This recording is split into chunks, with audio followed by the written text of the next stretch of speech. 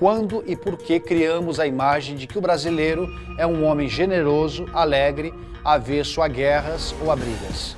Afinal, o que Sérgio Buarque de Holanda, em seu livro Raízes do Brasil, queria dizer com a expressão de que somos homens cordiais?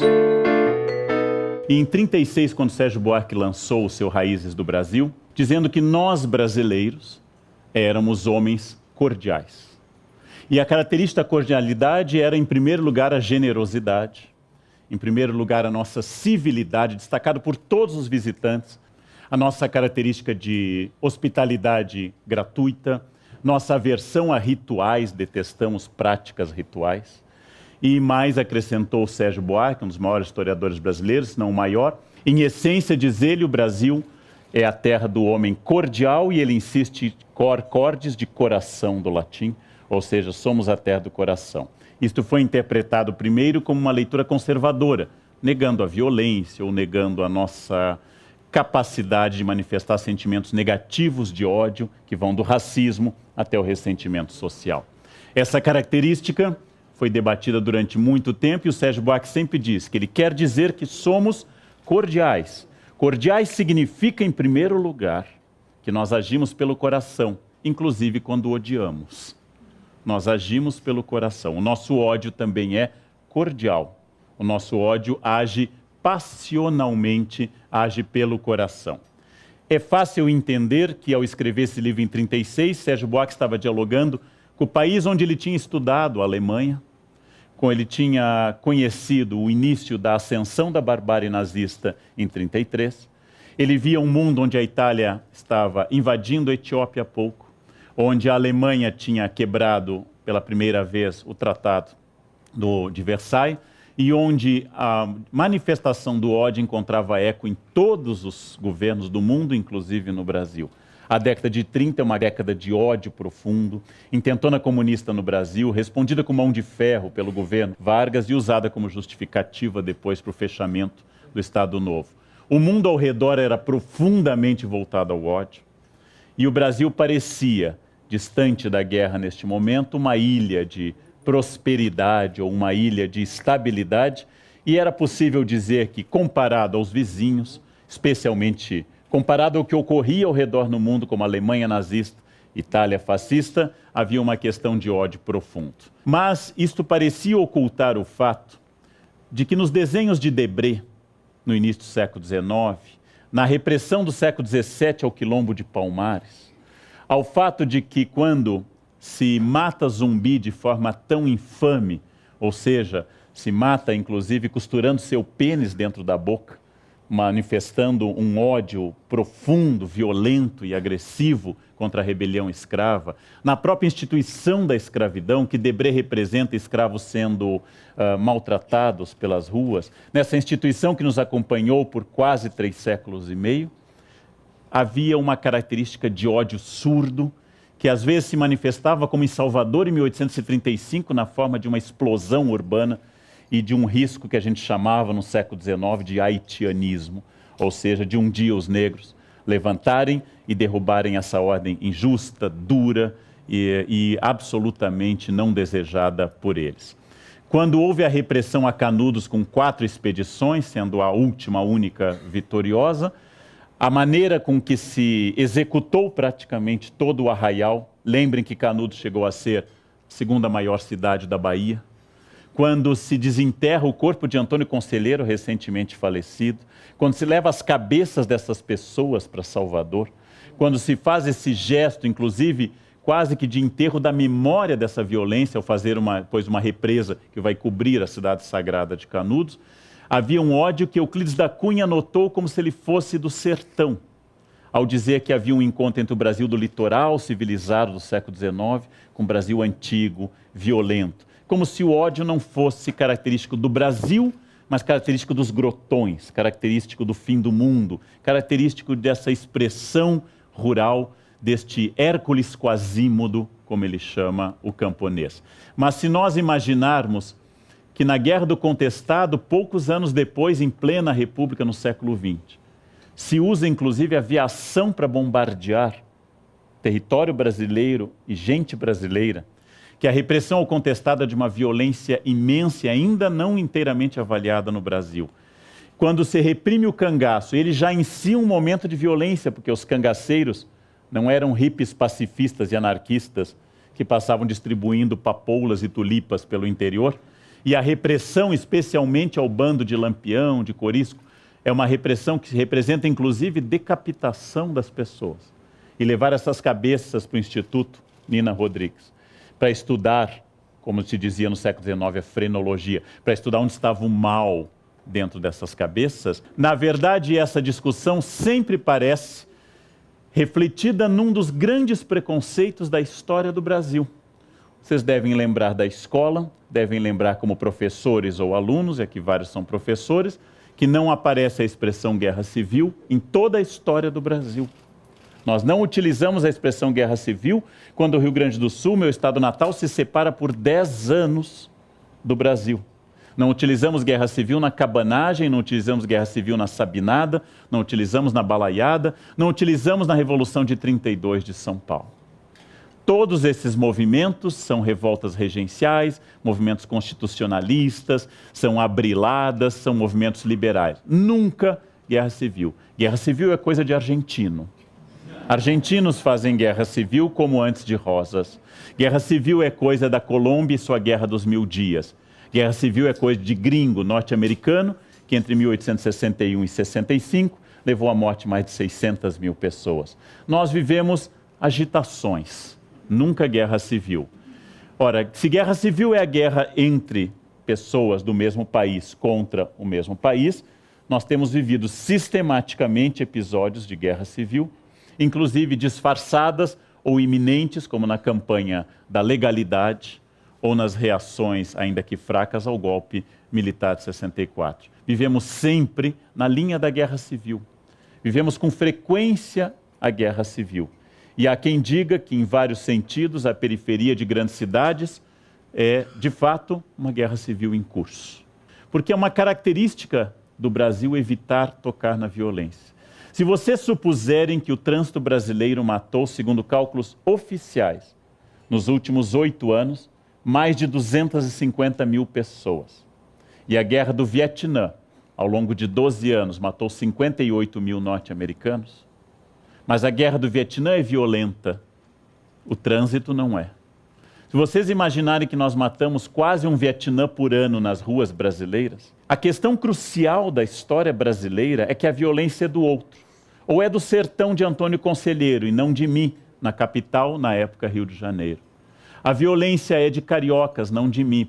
E se eu for paulista, a violência é de São Paulo, não de Campinas. E a violência é sempre a do outro.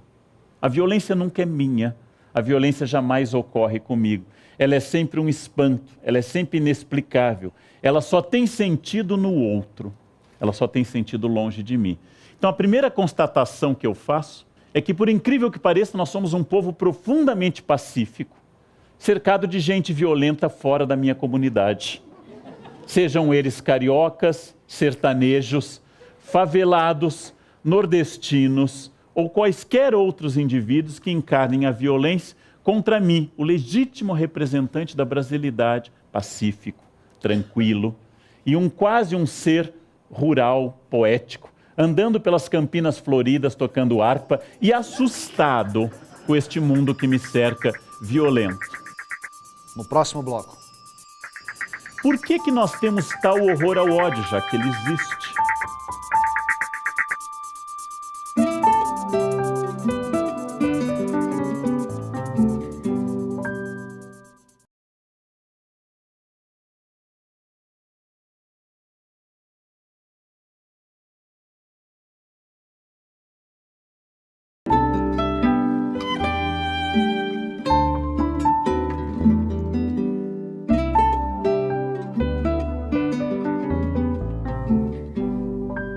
A história do povo brasileiro mostra que temos muita resistência em lidar com o ódio.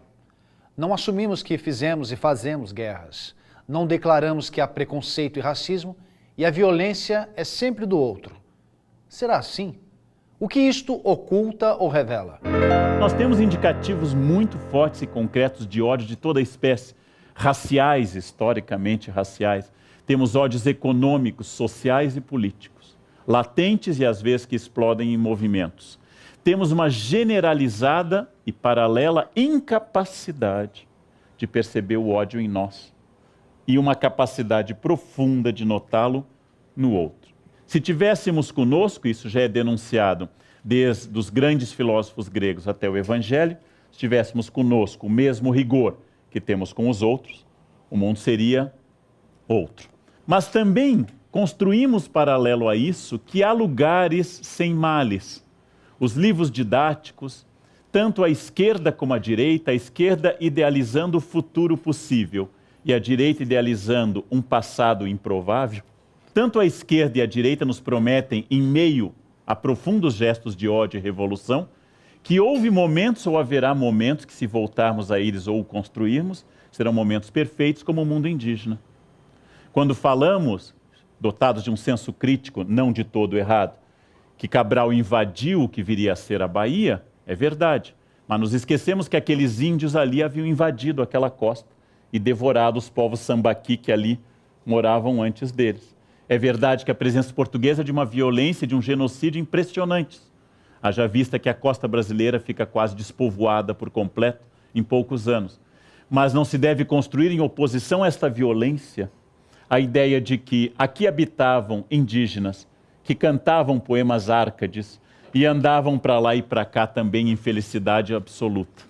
Esta é uma fantasia construída por Montaigne quando escreve seu ensaio sobre os canibais, ou seja, no seu livro de ensaios, que é o livro primeiro.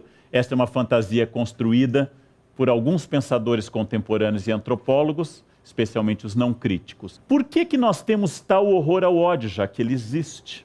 Por que nós temos resistência a reconhecer que o ódio é onipresente e universal, tirando nossa família, nosso condomínio, como já identificado, e nossa cidade? Talvez pela nossa formação dominantemente cristã. Apesar da importante presença de outras religiões, o Brasil é dominantemente um país ainda cristão. E nós aprendemos no Sermão da Montanha, capítulos 5, 6 e 7 de Mateus, que são bem-aventurados os pacíficos.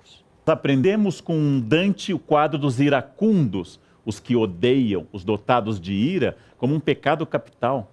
A ira é um pecado capital. A ira nos condena ao inferno. Os pacíficos herdarão o reino de Deus. A raiva desfigura as pessoas. Perdoar é absolutamente uma necessidade e um impositivo cristão, ainda que naturalmente seja uma utopia permanente. Poderia ser também ilustrado sempre pela imagem dominante no Brasil de um pensamento conservador. Já que ódio remete à revolução e agitação social, já que ódio remete a mundo de ponta cabeça, expressão de Christopher Hill, já que ódio remete a essas coisas, nós deveríamos então representar o Brasil como um quadro cor-de-rosa, como um quadro como aquele que tantas vezes se acusa Gilberto Freire, às vezes injustamente, às vezes com justiça, de um país muito harmônico. Uma das características do pensamento crítico é ter destacado sempre a profunda violência da existência humana.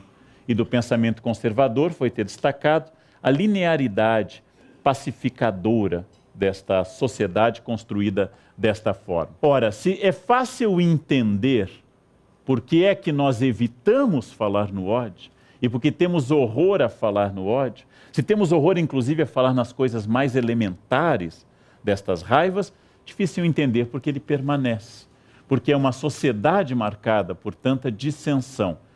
É possível pensar num sentido mais amplo a resposta clássica e bastante linear que eu vou dar, perdoem-me os filósofos, dos três grandes pensadores que tentaram definir natureza humana.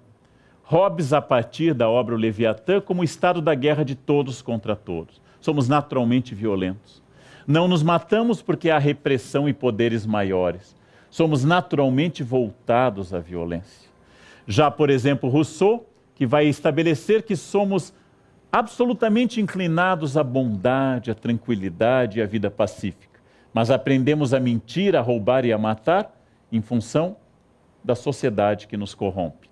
E por fim, todos os empíricos, especialmente os empíricos como Locke, que vão dizer que nascemos tábula rasa, folha de papel em branco, e aquilo que vai ser escrito na nossa personalidade depende exclusivamente das nossas experiências. entre os que naturalmente defendem uma natureza malvada e inclinada ao ódio, entre os que defendem uma natureza pacífica e os que defendem uma natureza neutra que se inclina ao ódio e ao pacifismo. De acordo com a experiência, os filósofos debateram durante muitos anos se haveria essa natureza humana. Por que que o ódio permanece?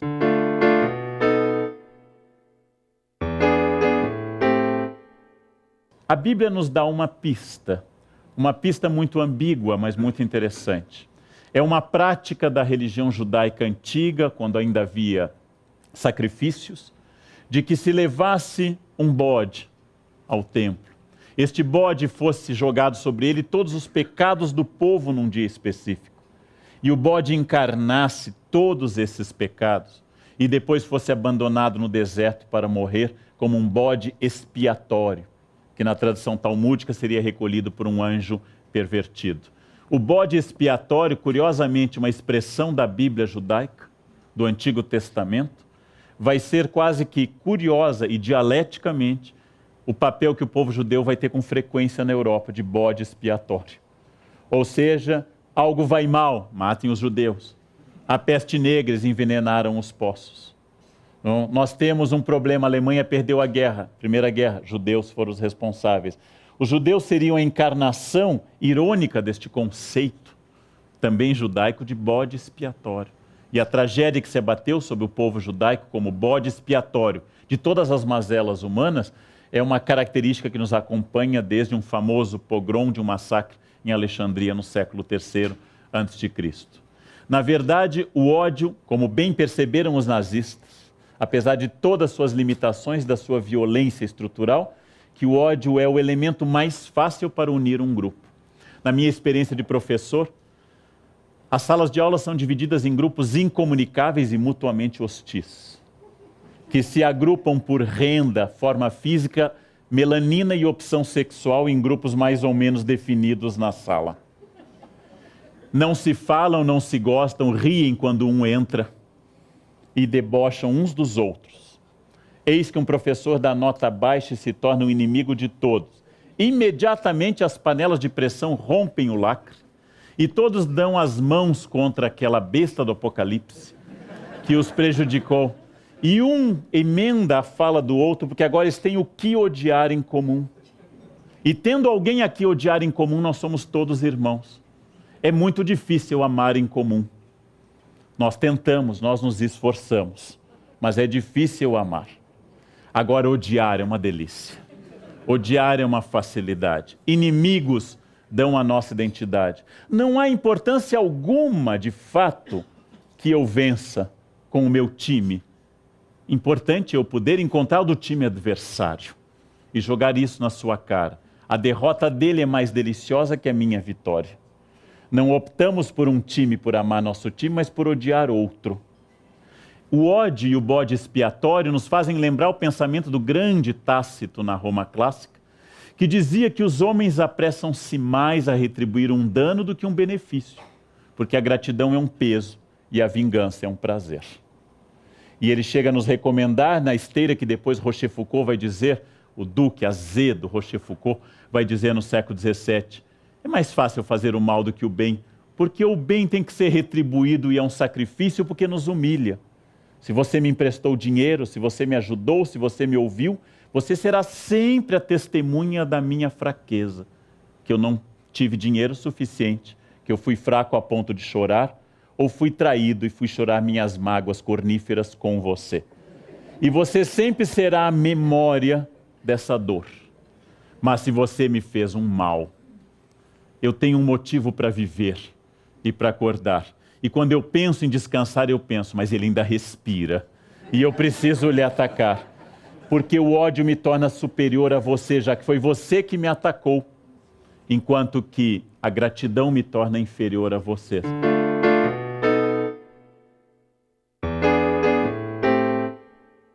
Vivemos aquilo que as feministas chamam com toda razão, uma grande contribuição ao nosso pensamento sociológico, uma sociedade voltada ao masculino, uma sociedade falocêntrica, uma sociedade que constrói obeliscos e não monumentos femininos.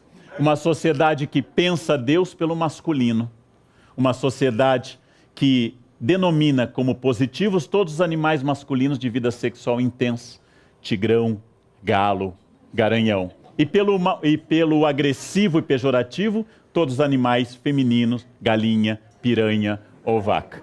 Vivemos uma sociedade falocêntrica, uma sociedade voltada ao masculino.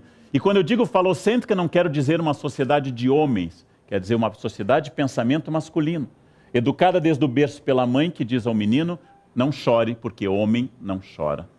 Quando eu digo sociedade falocêntrica, é aquela que homens, mulheres, hétero e homossexuais, bissexuais, transexuais, hipersexuais, consideram no fundo, e quase sempre, o masculino superior ao feminino. E esta sociedade, infelizmente, associa a briga, o ódio, tirar satisfação como algo profundamente masculino e sinal de força. E a harmonia, voltar atrás, pedir perdão ou engolir calado a ofensa como feminino e sinal de fraqueza. Não é de todo errado imaginar que a primeira pessoa a cobrar que o marido tire satisfação de outro que agride a esposa seja a própria esposa. Você não vai falar nada, ele me ofendeu. E se eu disser, deixa disso, mulher, perdoar 70 vezes 7, errar é humano. Ok, mas você é um homem ou é um rato? E vai começar, porque afinal eu preciso casar e namorar o vitorioso. E o vitorioso briga, o vitorioso tira satisfação, o vitorioso não engole calado. Quem engole calado é fraco. Quem engole calado é quem negocia. E quem negocia é quem perdeu razão. Nós valorizamos a decisão direta e absoluta. Não é à toa que em sala de aula causa tanto sucesso dar uma aula sobre Hitler. E os alunos praticamente ignoram Adenauer, o homem que salvou democraticamente a Alemanha no pós-guerra.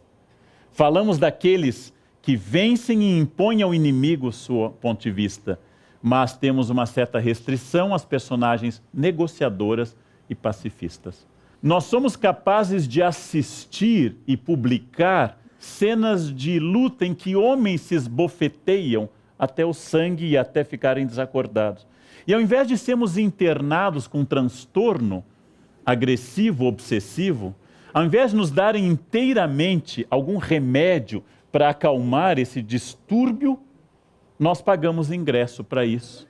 É a violência que nos seduz e nos deleita.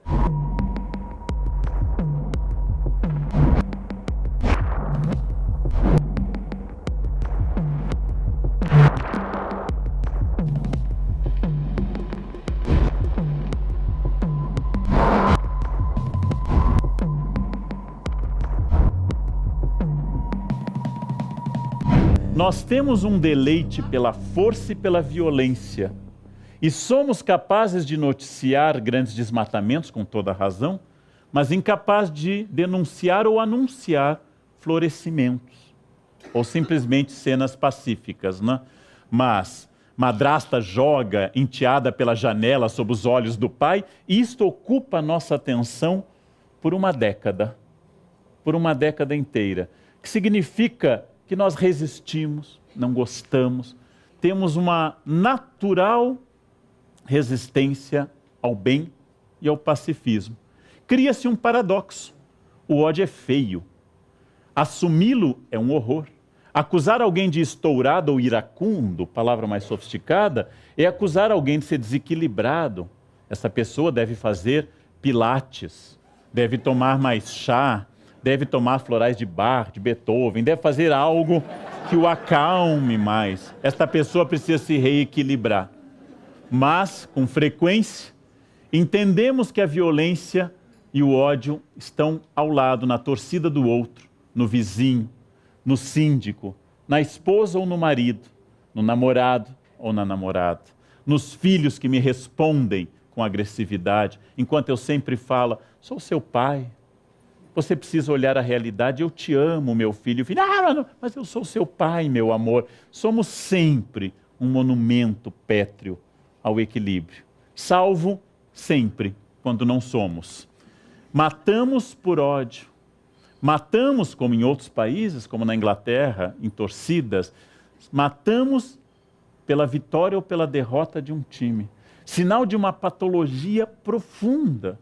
Sinal de um desequilíbrio absurdo ou pior, dentro do espírito que guiou a curadoria do Pondé para esse encontro, não dentro de uma patologia, mas dentro de uma naturalidade absoluta. Matamos quase sempre. Arre, estou farto de semideuses. Onde é que é a gente no mundo? O que Fernando Pessoa quis dizer com isso? No próximo bloco.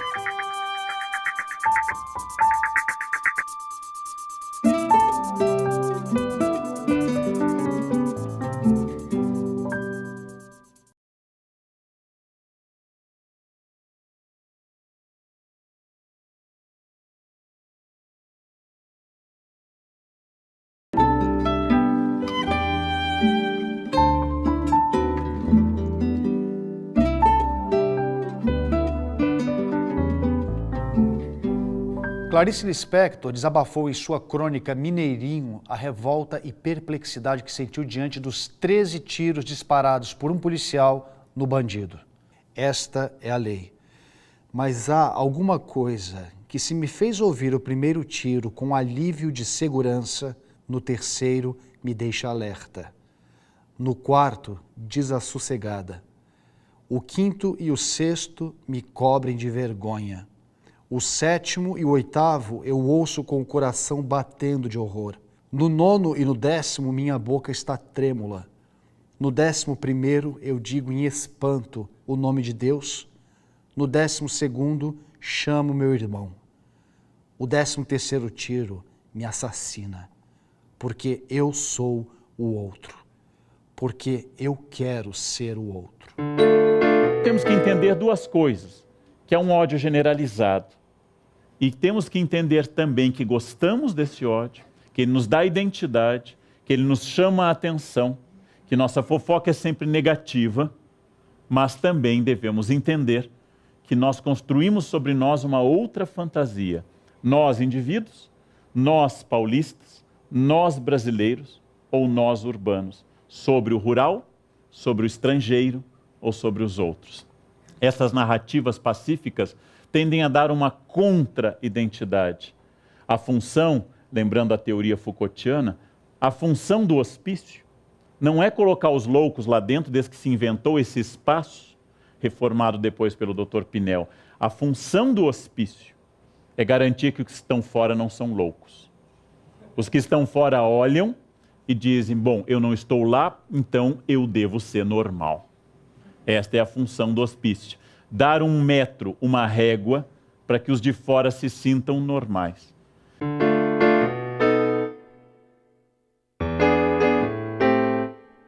Temos um discurso de horror ao pretenso ódio externo, seja ele xiita no Irã, seja ele de fundamentalistas de toda a espécie, seja de terrorista, seja do que for, nós temos um horror ao ódio externo.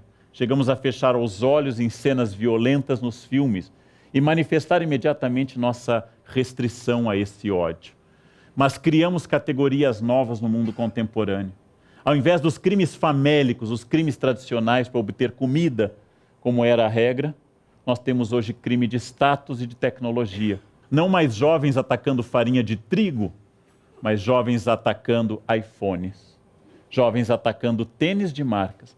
Respondendo a um novo tipo de violência, a sociedade que estampa no rosto de todo mundo os bens absolutos e sempre nos diz, você não tem. Eu tenho e você não tem. Então este ódio de consumo, este ódio que me leva a ser incessantemente um consumidor, é uma novidade dessa pós-modernidade.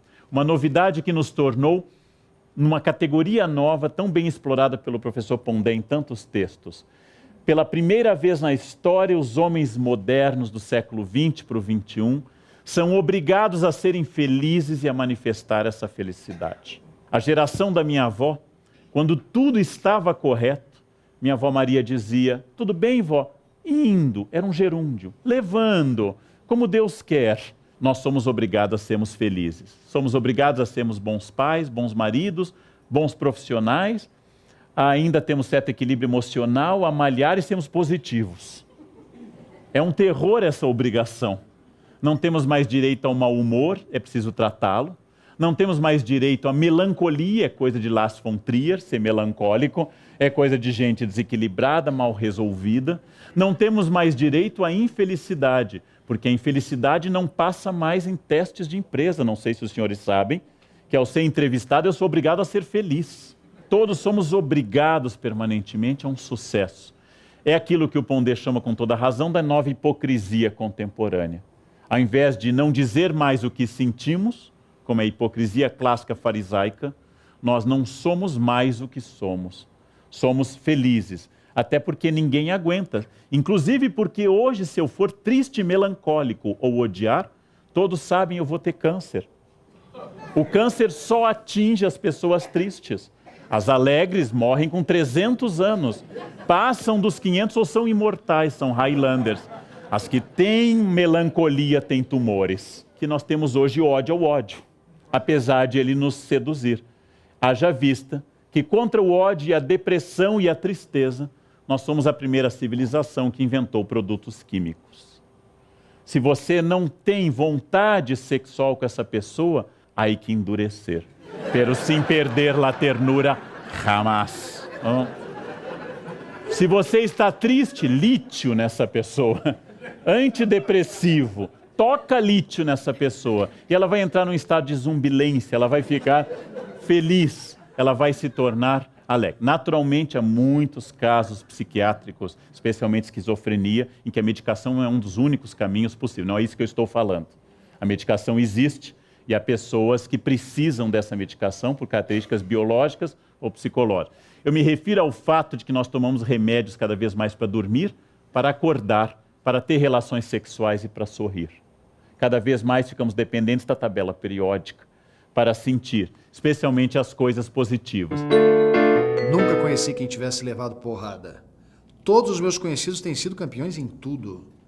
E eu, tantas vezes reles, tantas vezes porco, tantas vezes vil, eu tantas vezes irrespondivelmente parasita, indesculpavelmente sujo, eu que tantas vezes não tenho tido paciência para tomar banho, eu que tantas vezes tenho sido ridículo, absurdo, que tenho enrolado os pés publicamente nos tapetes das etiquetas, que tenho sido grotesco, mesquinho, submisso e arrogante, que tenho sofrido enxovalhos e calado, que quando não tenho calado tenho sido mais ridículo ainda.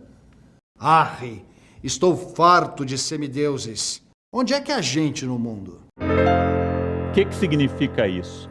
A pessoa está reclamando há quase 90 anos na sua genialidade.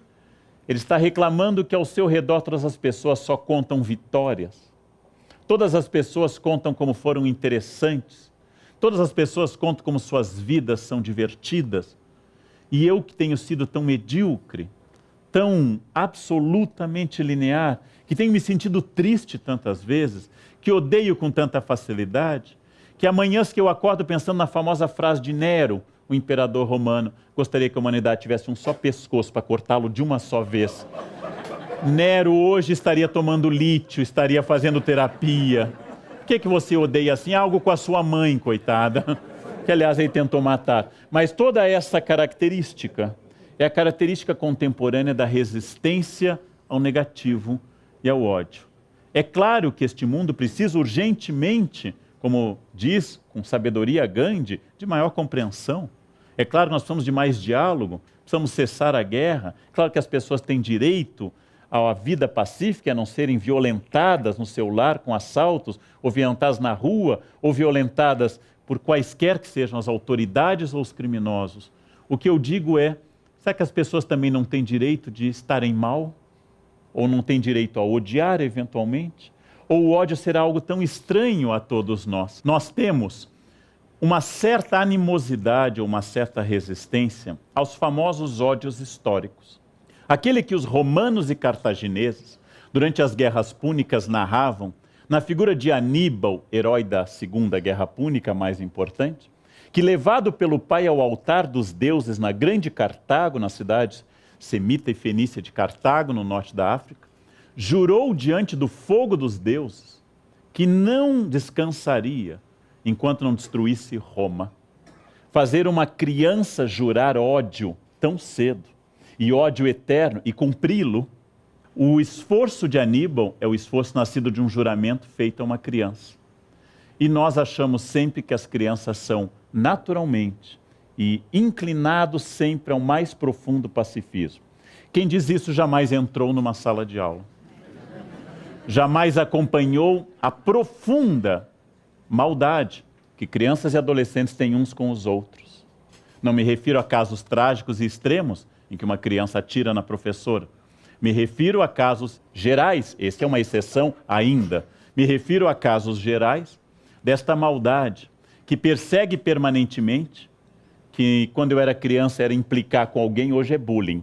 Não, hoje mudou de nome, hoje traumatiza. Na minha época não traumatizava, hoje é bullying. Estes ódios infantis, esta maldade de adolescentes, profunda, e de professores também, vão uns contra os outros, entre si como colegas e contra os alunos. No próximo bloco, a banalidade do mal.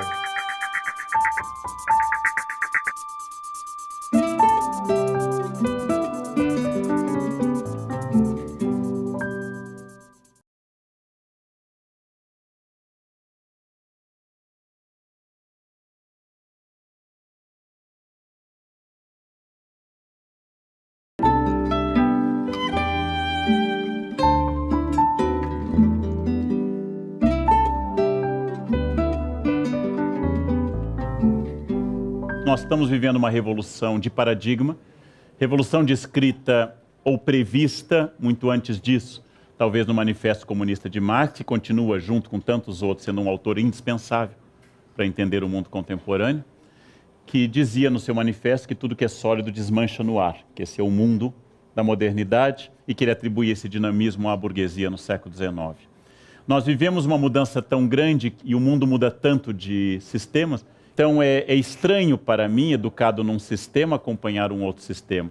Nós estamos numa mudança de paradigma, que as pessoas têm acesso, esse acesso é total e imediato.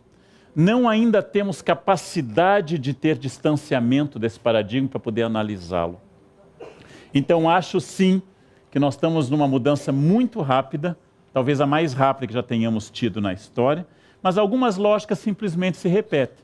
O capitalismo cria obsolescência para criar mercado. Criar obsolescência para criar mercado é uma estratégia que Adam Smith descreveu na Riqueza das Nações. Não é nenhuma novidade. Algumas coisas são muito novas. Acho, de fato, que nós estamos diante de uma revolução da informação, para o bem e para o mal.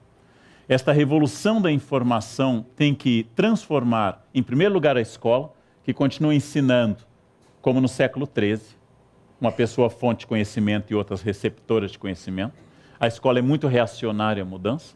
É preciso uma mudança total em saber que realmente são professores formados no século XX, com cabeça do XIX, que devem formar pessoas para o XXI.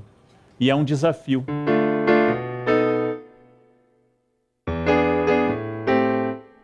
Há muito pouco tempo atrás havia grandes utopias. Quando eu era estudante de história, os continentes ainda estavam bem unidos, depois começaram a se afastar. Havia uma utopia política, havia a possibilidade de construir a terra sem males dos Guarani ou dos Tupi, ou a sociedade perfeita, a sociedade sem nenhum atrito. Essa utopia religiosa ou socialista, que ainda floresce com força naqueles lugares que essa utopia costuma florescer ainda, Coreia do Norte, Cuba, diretório acadêmico da área de humanas, esses lugares em que a utopia socialista floresce ainda com intensidade, em breve só diretório acadêmico da área de humanas. Estes lugares todos ofereciam, isto era muito importante, um modelo de sociedade perfeita, que era o estado do bem-estar, como na Noruega ou na Suécia, no capitalismo, ou as sociedades comunistas perfeitas. O problema é que esses paraísos nunca existiram. Na Noruega as pessoas se matam e são terroristas, mesmo sendo loiros e cristãos. Nas sociedades perfeitas, o ódio continua existindo. O suicídio infantil é altíssimo no Japão e na Suécia. Ou seja, à medida que essas utopias diminuíram, o que aconteceu? Os pequenos ódios cotidianos afloraram com uma força inédita. Os ódios pequeno-burgueses, independente da renda das pessoas. A pequena burguesia é um estado de espírito. É aquele que comete o pecado essencial do pequeno ódio, que foi definido em todas as culturas, mas particularmente na cristã, como a inveja. Aquilo que Tomás de Aquino chama de a tristitia alienum bonum, a tristeza pela felicidade alheia. Eu posso tolerar com grande resignação a dor alheia. Eu posso me solidarizar com o câncer dos outros, mas não me venha contar sucessos. A inveja é uma manifestação clara, diferente da cobiça, que é a vontade de ter o que você tem. A inveja é a tristeza pelo que você tem e não querer para mim. Por isso que não existe inveja boa. A inveja é a expressão clara desses pequenos ódios.